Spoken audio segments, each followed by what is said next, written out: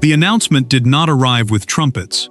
It arrived with a sealed envelope, a polished statement, and one name that changed the temperature inside the palace: Beatrice.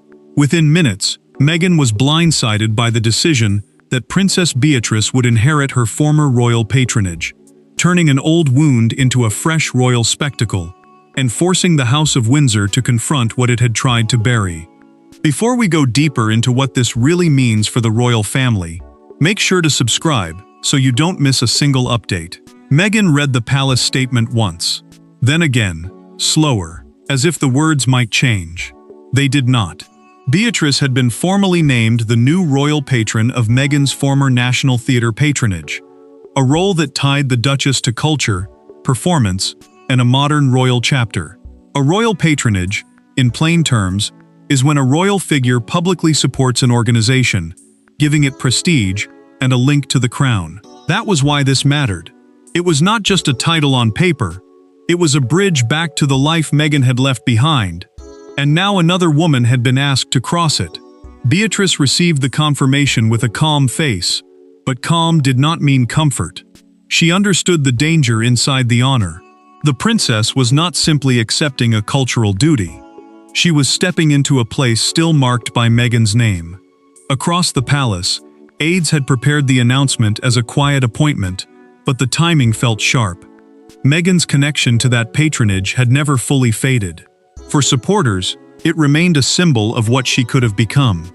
For the palace, it became a role waiting for someone safely inside the royal fold. Charles felt the weight before the ink touched the page. A senior courtier placed the final approval memo before the king, and he paused, not from confusion, but from recognition. The statement did not mention Meghan. That absence roared. It made the announcement feel less like renewal and more like removal, as if history could be rearranged by leaving one name out. The monarch signed, and the silence around that signature became its own message. Meghan tightened her hand around the phone. Beatrice lowered her eyes over the file. Charles set the pen down as though something heavier than paper had passed through his hands. Inside that managed quiet, one question began to rise with force. Who had decided that Beatrice, not anyone else, should inherit the role? But the appointment was never just about a patronage. It was about the people standing on opposite sides of a royal door that had never fully closed. To the public, it looked like a single name replacing another. Inside the royal circle, it was far more personal. Meghan saw a piece of her past handed to someone still standing within the institution. Beatrice saw a duty wrapped in danger. Charles saw a family wound reopening. And somewhere between silence and symbolism, the monarchy made one thing brutally clear: belonging has consequences. Meghan understood the meaning before anyone explained it. Her former patronage had never been just another royal duty placed neatly on a calendar. It had represented the bright, ambitious chapter when she was presented as a new kind of royal voice, one tied to culture, performance, public influence, and global attention. That role had carried promise. It had told the world that the monarchy was ready to stretch beyond its old limits. And now, with one palace announcement, that promise had been handed to Beatrice, a woman who had remained close enough to the crown to be trusted when the institution needed someone steady. Beatrice felt the weight in a different way. For years, she had lived near the edge of the working royal circle, close enough to understand its rules, yet often outside the center where decisions were made. Now the princess was being pulled inward through a role filled with emotional history. The appointment looked like elevation, but it carried danger. Every step she took would be measured against Meghan. Every word she spoke would be examined for hidden meaning. Every smile would be judged as confidence, guilt, or quiet triumph. Charles knew the appointment could not be treated as simple administration. The king read two versions of the announcement, and both carried consequences. One version mentioned continuity, a soft palace word meant to suggest steady service from one royal chapter to the next. The other removed any clear trace of Meghan's earlier connection, making the decision feel cleaner, colder, and far more final. A royal announcement, in plain language, is the palace's official way of telling the public what the crown wants accepted as reality. And in this case, reality was being shaped with ruthless care. Meghan felt the sting because Beatrice had something she no longer had: a place inside the royal structure. That contrast turned the appointment into more than a professional replacement. It became a quiet verdict on departure, loyalty, and access. Beatrice stood before a private briefing table as aides warned her that the past would follow her into every room. Charles chose the final version that honored the institution, not the woman who once held the role. And yet the real tension was not in the public statement. It was in the private history that made Beatrice the chosen name. And that history leads back to one moment when a royal room went silent, and everyone inside understood that Meghan's old role would never return to her. Every royal rupture has a moment people remember later, with a strange, painful clarity. For this patronage, it was not a headline or an interview. It was a private cultural reception at Windsor, where one empty chair, one delayed message, and one carefully worded remark convinced the palace that Meghan's former role could not remain suspended forever. That night became the trigger no one forgot. Charles entered that reception, already aware of the pressure waiting beneath the polite smiles. The Windsor Cultural Patronage Reception was a private gathering held to discuss future royal support for the National Theatre. And in simple terms, a cultural patronage is the Crown's public backing of an arts organization. That backing matters because it brings attention, trust, and powerful royal approval. Meghan's former connection to the role could not be ignored because her name still lived inside the room even when she was not there. The organization needed stability, the palace needed movement, and the king knew delay had become its own kind of decision. Meghan's absence became the loudest presence of all. A chair reserved under the phrase, "former patronage continuity," remained untouched, and Charles saw how quickly everyone noticed it. No one said the Duchess had been left behind. They did not need to. The empty place carried the accusation for them. Beatrice watched the tension spread through the conversation and chose her words with almost painful care. She praised the arts, praised public service, praised the need for lasting support, but she never named Meghan. That restraint mattered.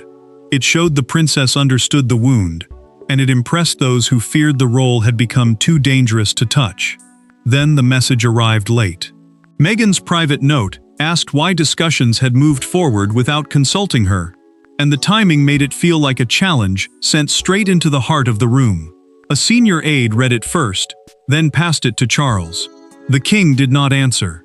He set it down, and that small silence changed everything. It was not anger. It was worse. It was recognition that the monarchy had already crossed a line it could not uncross. Beatrice felt the shift before anyone spoke it. Charles felt it too.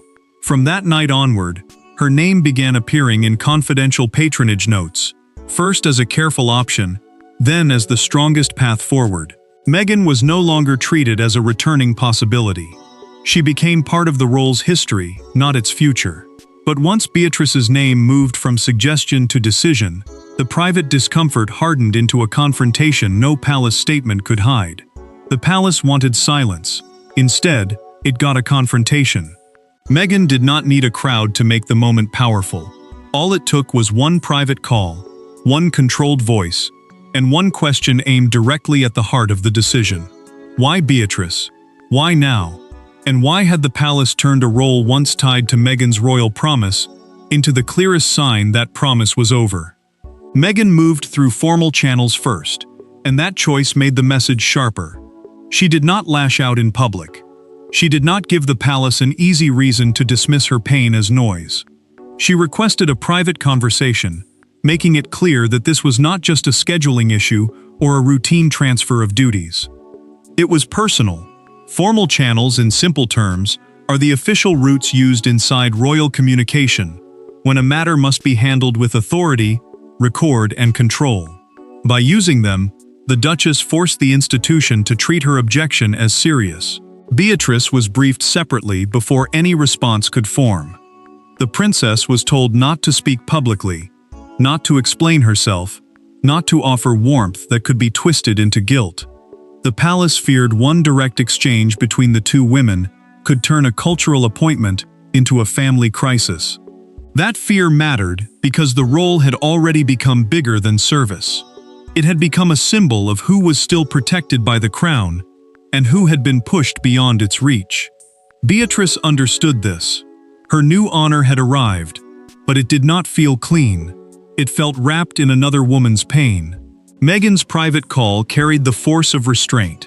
Her voice stayed steady, but the wound beneath it was impossible to hide. She asked a senior palace representative whether the decision had been designed to erase her contribution, and the question landed with a silence that said more than denial. The representative answered with palace language, explaining that the Patronage board had requested active royal continuity. The phrase sounded calm, almost harmless, but its meaning cut deeply. Active meant present. Continuity meant someone inside the royal system. Together, the words became a coded judgment on Meghan's distance from duty.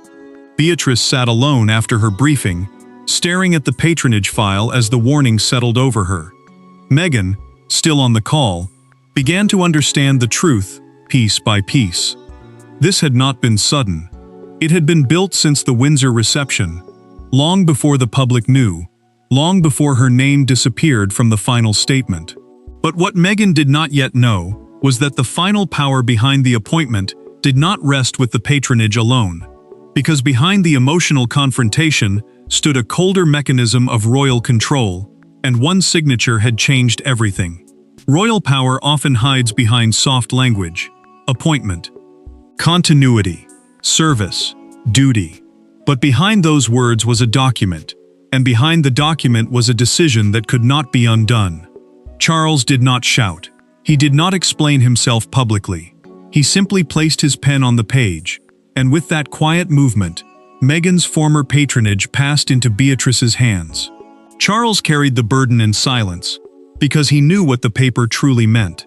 The decision had been framed as a formal royal appointment, which simply means an official palace-approved role given to a royal figure on behalf of the crown. But this appointment was not ordinary. It turned private family history into public action. It took a role once tied to Meghan's royal promise and placed it under Beatrice's name, creating a clean institutional answer to a messy emotional wound. The king understood the cost. He knew the palace needed a visible royal presence for future events, charity partnerships, and cultural ceremonies. Delay had started to look like weakness. Silence had started to look like fear. Charles read the final appointment paper slowly, not because the words were difficult, but because the meaning was. Beside it sat a separate note, summarizing Meghan's earlier connection to the patronage, and the monarch's expression carried the fatigue of a man who could see both sides, but could only sign one future into place. Meghan had once represented change, freshness, and a new cultural language for the crown. Beatrice represented something different: steadiness, loyalty, and someone still close enough to royal life to be trusted with a sensitive role. That contrast made the decision powerful. It also made it painful. Beatrice learned the approval had been granted before the public announcement was released. For one brief moment, her composure slipped. The princess understood she had not simply received an honor. She had accepted a test. The palace had chosen her because she was close enough to modern cultural life to carry the patronage with warmth, but still firmly inside the royal structure Meghan had left behind. That balance made Beatrice useful. It also made her vulnerable, because every step forward would be seen through the shadow of the woman who came before her. Charles noticed the handwritten annotation on the briefing file: no shared patronage language. The words were small, but the meaning was enormous. The palace wanted no overlap between Meghan's past and Beatrice's future. It wanted a clean break, a clear line, a role carried forward without emotional confusion. The king placed his pen down after signing, and in that quiet moment, the decision became irreversible. Once the signature was complete, the consequences began moving faster than anyone expected, and when the announcement reached the outside world, the first emotional shockwave did not come from the press. It came from Meghan herself. The first hours after the announcement were not loud. They were worse. They were controlled. Meghan did not rush into public fury, and Beatrice did not celebrate. Charles did not explain. That silence made the fallout feel heavier, because everyone understood the meaning beneath it. A former royal chapter had been formally reassigned, and the palace had done it without apology. Meghan sat with the announcement printed in front of her, and the stillness around her carried its own kind of storm. The words were clean, polished, and careful, but that made them cut deeper. Beatrice's name stood where Meghan's history used to live. The appointment immediately divided royal observers, because some saw the princess as a fresh beginning for the patronage, while others saw the decision as a deliberate closing of the Duchess's chapter. That divide mattered, because this was no longer only about one organization. It had become a public test of memory, loyalty, and whether a former royal could still hold symbolic power after leaving the institution behind. Beatrice moved into preparation, while the argument outside grew louder. Palace aides rushed to coordinate her first patronage appearance, hoping action would overtake speculation before the story hardened into accusation. A patronage appearance, in simple terms, is the first public duty a royal carries out after taking on support for an organization, and in this case, every word would be watched. The princess rehearsed her first remarks with care, then stopped on the word legacy. It sounded harmless. It sounded respectful. But Beatrice knew even neutral language could be turned back toward Meghan, as if every sentence carried a hidden comparison. Meghan pushed the printed announcement away without comment. That single gesture revealed more pain than a public statement ever could. Her team prepared a draft response, sharp enough to show hurt, careful enough to avoid chaos, and then held it back. The silence was not weakness, it was strategy. Meghan understood that one emotional sentence could allow the palace to paint the entire reaction as personal bitterness, so she chose control instead. That restraint made the fallout more dangerous, because silence left space for everyone else to wonder what she might say next. Charles received his own warning as the pressure rose. The king was told that if Meghan spoke, the palace must not answer emotionally, because any defensive response would confirm the appointment had been personal all along. He understood the risk, and Beatrice felt it too. Success had come to her wrapped in another woman's suffering, and no briefing note could erase that truth. Yet the moment that changed the emotional direction of the story did not come from a statement, a headline, or a formal palace line. Because when Beatrice finally stepped away from palace language, the story shifted from replacement to reckoning. For the first time since the announcement, Beatrice was not surrounded by advisors, briefing notes, or carefully polished phrases. She was alone with Charles, and the weight of the appointment finally became human. There were no cameras, no palace lines, no defensive smiles. Just one royal woman, asking whether accepting the role meant she had wounded another, and one king forced to answer. Beatrice carried the question into that private meeting before she dared to speak it aloud. The first wave of backlash had passed through the palace like a cold wind, leaving everyone alert, careful, and afraid of the next sentence. Charles had been warned by aides, but this conversation had no aides present. That mattered, because, for once, the appointment was not being handled as a palace problem. It was being faced as a human wound. A private royal meeting, in plain language, is a closed conversation between members of the family, where decisions may not change, but the emotional truth behind them finally comes out. Beatrice did not ask for the role to be reversed. She knew the signature had settled that. What troubled her was something deeper. She asked whether carrying the patronage meant she would forever be seen as the person chosen to replace Meghan, not the woman chosen to serve the work. The princess told Charles she did not want her first major cultural duty to be remembered as Meghan's humiliation, and her voice caught on the final word. That small break revealed the pressure she had been hiding since the announcement. Success had arrived, but it did not feel like victory. Charles listened without rushing to defend the palace. The king understood her fear, because he had signed the decision with the same heaviness now sitting between them. He told Beatrice that the monarchy could not leave meaningful roles frozen forever, even when the people connected to them were still living with pain. That answer was not gentle, but it was honest. The crown, he explained, survives by movement. It honors memory, but it cannot be ruled by it. And in that moment, Beatrice heard the truth Meghan had already felt. The institution had moved on before the emotions had healed. Beatrice then asked the question no briefing note had answered. Had Meghan ever truly been considered for a ceremonial return to the patronage? Charles paused before admitting that the palace had already decided continuity required someone present, someone active, someone still inside the royal structure. The answer hurt because it was final, but it also freed Beatrice from pretending the appointment was simple. She chose then to honor the work itself in her first speech, refusing to make the role a personal triumph. That decision changed how the public would read her next appearance, but it did not stop the world from reacting fiercely. And when Beatrice finally appeared before the public, one image captured the entire nation's divided feeling. By morning, the story no longer belonged to the palace. It belonged to the public.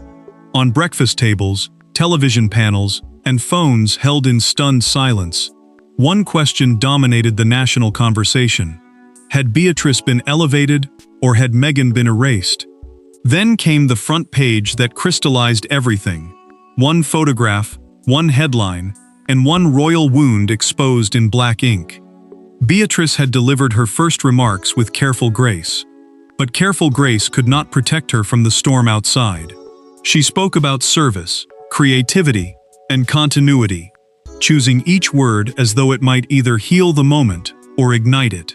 A royal patron's first appearance, in plain terms, is the public moment when a newly appointed royal begins representing the organization in front of the world.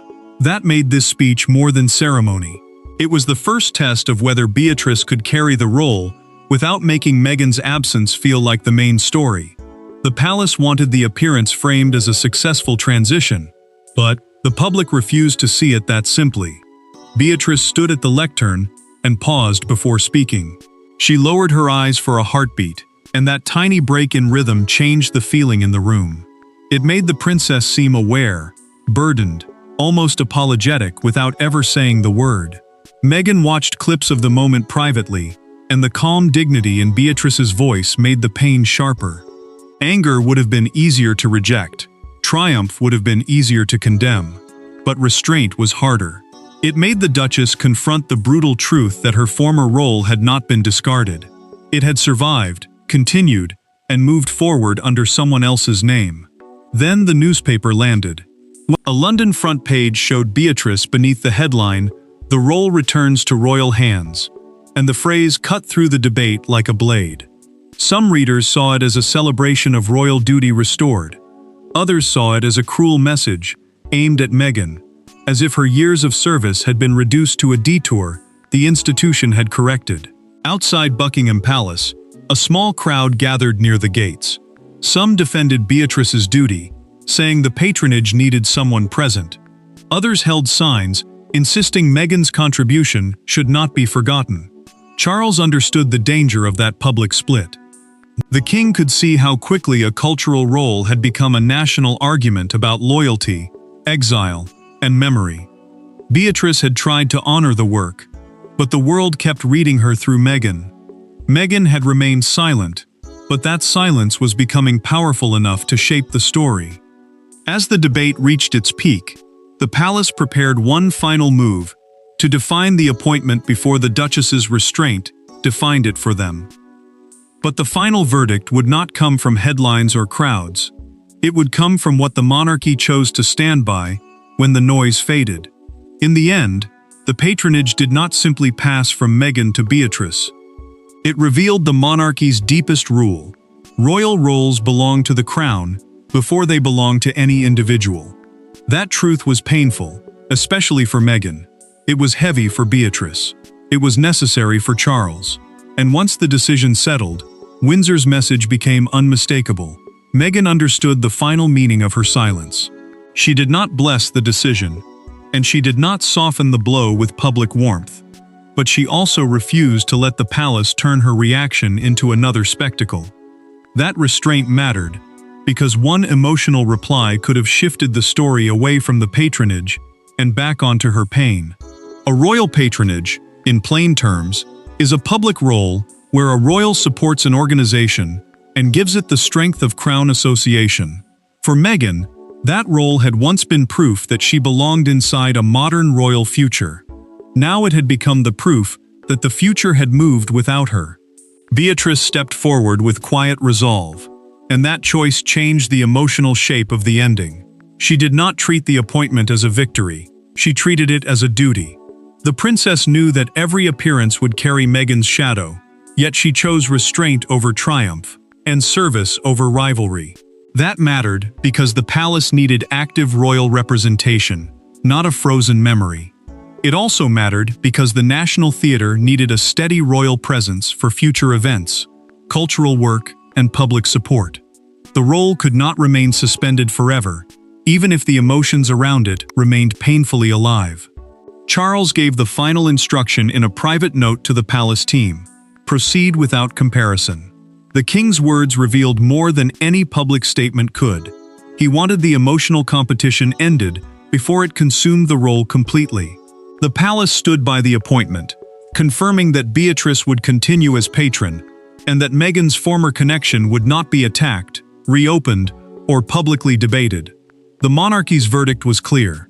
Her contribution was not erased in direct words, but it would no longer hold the institution still. Meghan lost the last symbolic grip on a royal identity she once helped shape. Beatrice gained a duty shadowed by history. Charles accepted the pain of choosing movement over sentiment, and Windsor proved that memory may echo through its halls, but continuity always wins. And with that, the chapter closed. Not gently, not without pain, but with the crown choosing movement over memory, and Beatrice carrying forward what Meghan was forced to leave behind. Thanks for watching. Please don't forget to like and subscribe, and we will see you in next one.